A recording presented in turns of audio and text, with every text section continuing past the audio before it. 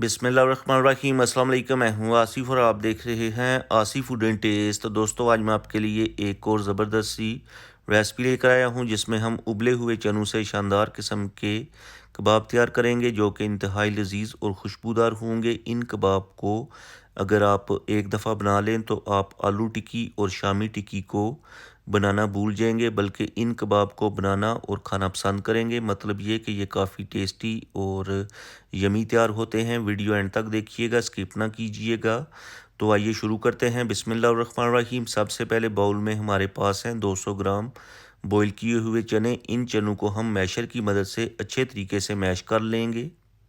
चने मैश कर लेने के बाद 3 बॉईल किए हुए आलू ऐड करेंगे और इनको भी हम अच्छे तरीके से मैश कर लेंगे।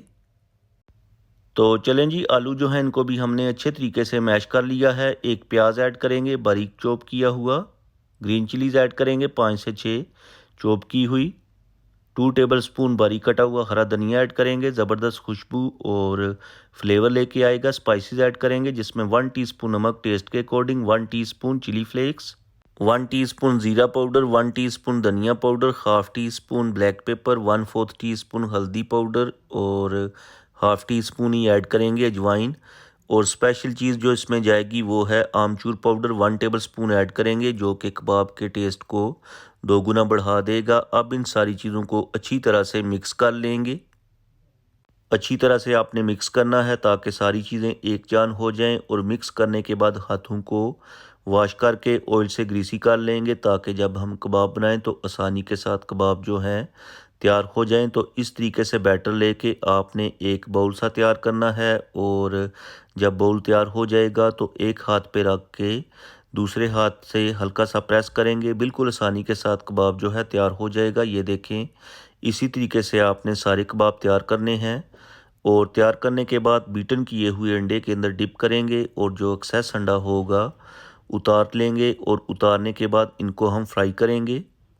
तो फ्राई करने के लिए ऑयल को हमने मीडियम फ्लेम के ऊपर गर्म कर लिया है। अब कबाब को एक एक करके ऑयल के अंदर ऐड करेंगे। यहाँ पर अहम बात यह है कि फ़्लेम को आपने हाई नहीं करना।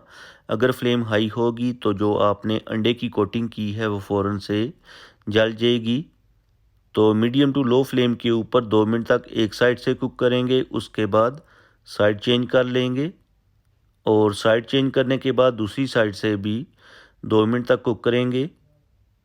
तो चलें जी दोस्तों, कबाब्स को हमने दूसरी साइड से भी अच्छे से फ्राई कर लिया है। करते हैं डिश आउट और उसके बाद आपको दिखाते हैं फाइनल लुक और तोड़ के भी दिखाते हैं कि ये अंदर से किस तरह के बने हैं। तो चलते हैं फाइनल लुक की तरफ।